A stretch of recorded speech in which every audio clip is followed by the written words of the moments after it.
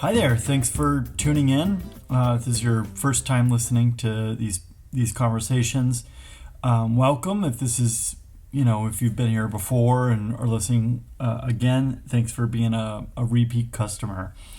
I wanted to maybe just make a few really brief comments about these videos. It'll be really quick. I'm not going to say a whole lot. And then I want to just talk a little bit about a metaphor that I use for my clients, and then also, just on a personal level, I think this is something that's been helpful to me.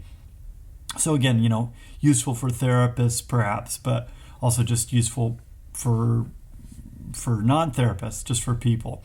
And that actually is part of the goal of what these conversations are for. We want, Lindsay and I, we're both therapists, and so of course it's the case that a lot of what we're going to talk about, it's at least clinical work adjacent or something like that. But also, we really do feel that there is something to be said for just let's say a broader psychoeducational project, where people just in the general public would have an awareness about emotions and about emotional health and psychological functioning, not so much so that they can go and, everybody can be a therapist, but, so we can live better lives that are more productive and contribute a little bit more. So that's, in essence, that's really all that I wanted to say. Just wanted to maybe make a brief mention of what these are for and why we're doing them.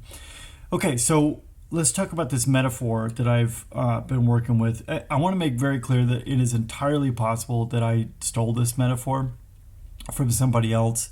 If that is the case, if it's you who's watching, first of all, I'm kind of amazed because I feel fairly confident that there's like 50 people that are going to watch this. But yeah, let me know and I will give you full credit or whatever. I don't remember stealing this from somebody, but it's totally possible.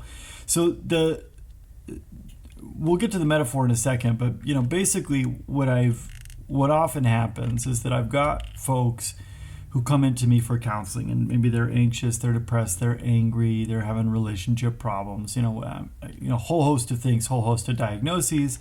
And I don't want to talk so much about the diagnoses, but we have this tendency, this is part of like a very medicalized approach to mental health, both on a diagnostic level, but then also just on a, understanding ourselves level.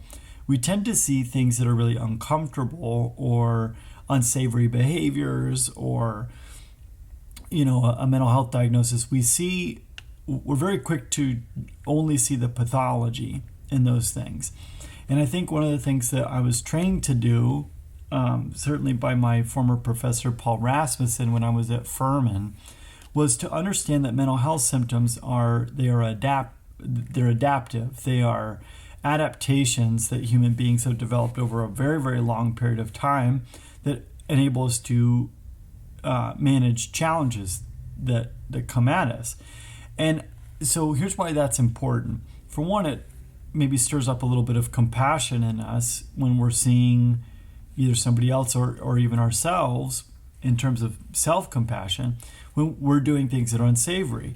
It's not that we are, it's not that it's an excuse to behave however you want or to indulge certain feelings that we might have or to engage in, certain strategies of life just because, well, it's an adaptation. It's not, we live in a socially embedded world and there are rules, I'm thinking of the Big Lebowski, this isn't Nom, there are rules. And, okay, bring it back. But I think it can stir up some compassion that we would just even understand that, okay, what we're doing in some way, shape or form, it is working for us. Okay.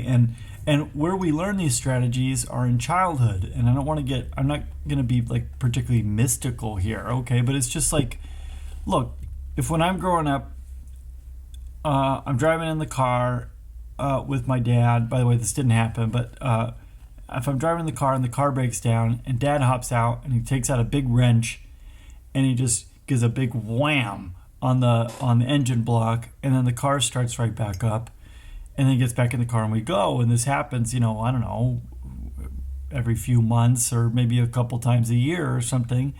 Well, realistically, what is it that I'm going to do when I'm an adult and my car breaks down for the first time?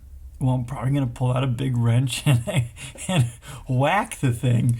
And that may or may not work. And this is really kind of where we get to the metaphor here. What I want us to do for a moment is I want us to imagine that we are an Inuit. Okay, so we grew up in the far, far north, Alaska, around there. Our the historical homes of the Inuit are igloos, okay? And so here's the deal. I want us to imagine that I'm an Inuit and it's February, okay? And here's the reality, okay? And this is not me being melodramatic.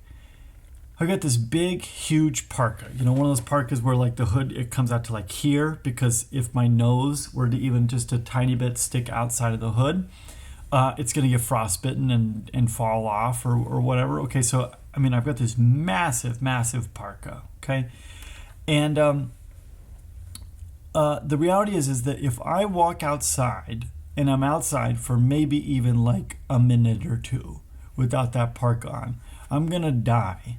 And again, that's not me being melodramatic. It's that this is like the truth. You can literally die from exposure when you're, up this far north.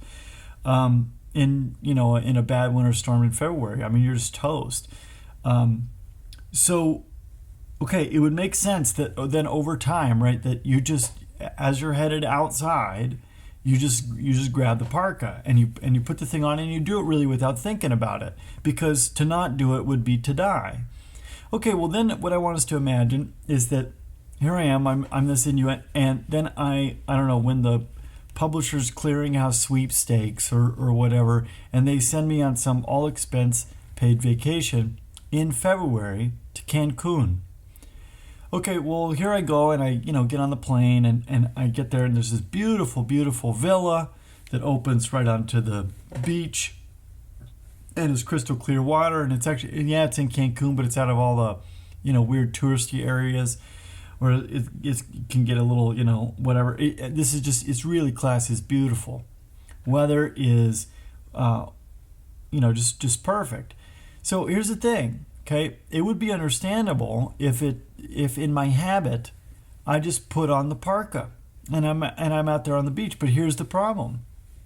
Now the parka, which used to save my life, is now probably going to kill me, because I'm going to stroke out. I'm going to get heat stroke here pretty quick, because it's 80 degrees outside instead of minus 40 or whatever whatever it was. And so this is the picture. It's not that the parka is bad. It is a poor adaptation to the environment that a person is in. So here's an example. Okay, let's say, and this is often what shows up in my office. Okay, let's say that I grew up. And again, this is not true. My dad, he's a really sweet guy. If he has a vice, it's that he's probably too sweet, okay? But this is not my dad that I'm talking about. But let's say that I had an abusive father, okay? And so here are some adaptations that I might need to have. I might need to be exceptionally sensitive to another person being upset with me, okay? And you can see how that could... in a very, very real way, that could be a lifesaver. If I'm really tuned in to whether dad is angry, and particularly with me, then I can avoid physical abuse. Okay, maybe on top of that, I might really know how to please. I might know how to please through lying. I might know how to please through, following all the rules, perfectly. I might please by, I could fill in the blank here. Maybe that's how I adapted. Maybe I adapted by, getting big. That's a way that people adapt. They turn 16 or whatever, and their shoulders are filled out a little bit, and dad tries to smack them around, and they just hit back, and then dad leaves them alone. So what you learn is, well, here's how you manage, is that you get big, and you hurt other people before they hurt you. And I want to be really clear. I don't think we have a lot of room to stand in judgment to these approaches, right? I mean, we're talking about a child who is just figuring out how not to get beat up by their own father. Okay, in the same way that we aren't judgmental about the parka. Okay, it's a lifesaver. It's okay, but then you see what happens, right? Okay, you take your hypervigilance about anyone being upset with you, and you take your people pleasing, and you take your, well, I'll hurt you before you hurt me, and I'm going to be the biggest, baddest, son of a gun in the room. Okay, well, then you take that maybe into, let's say, a marriage, and this happens all the time.